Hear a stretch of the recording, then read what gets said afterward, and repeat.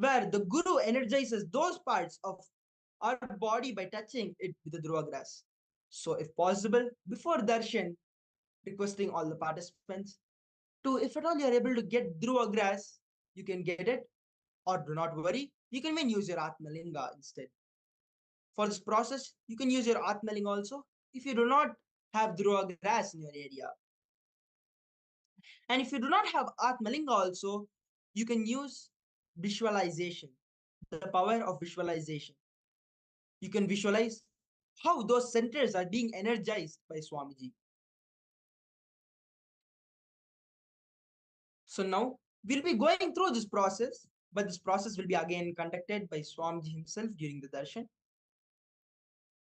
So please sit on the floor and tie your eyes with eye bands. Close your eyes with eye bands. And take the Dhruva grass in both your hands. Or take your Atmalinga. And if you're avoiding to have Atmalinga, you can use the power of visualization. You can visualize those energy centers. And make the Dhruva grass into 2 bunches. Or you can use the Atmalinga or even the power of your visualization, as I said earlier. Put the Atmalinga on top of your head like this and put both your hands on your head. Declare with all your integrity, authenticity, responsibility, and enriching, you are complete.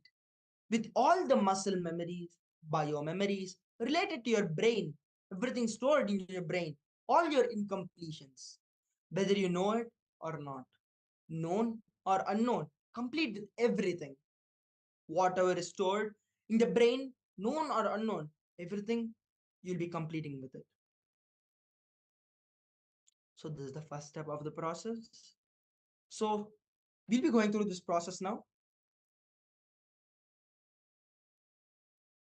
So again, declare with all your integrity, authenticity, responsibility, and enriching that you are complete with all the muscle memory, biomemories related to your brain, everything stored in your brain, all your incompletions, whether you know it or not, whether it's known or unknown, complete with everything, whatever is stored in your brain, known or unknown, everything, complete with it. Just a kind reminder. Have your Atmalinga above your head and hold it with both your hands.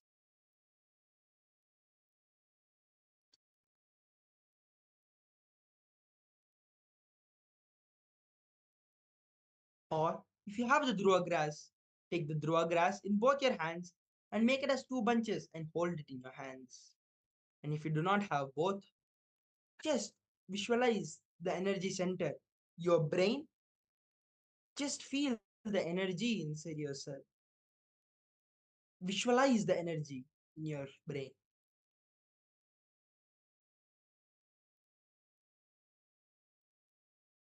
Now, we'll be entering into this process.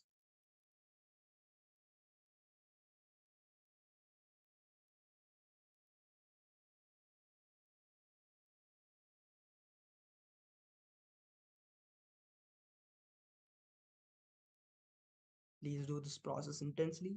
This is a very, very, very powerful process.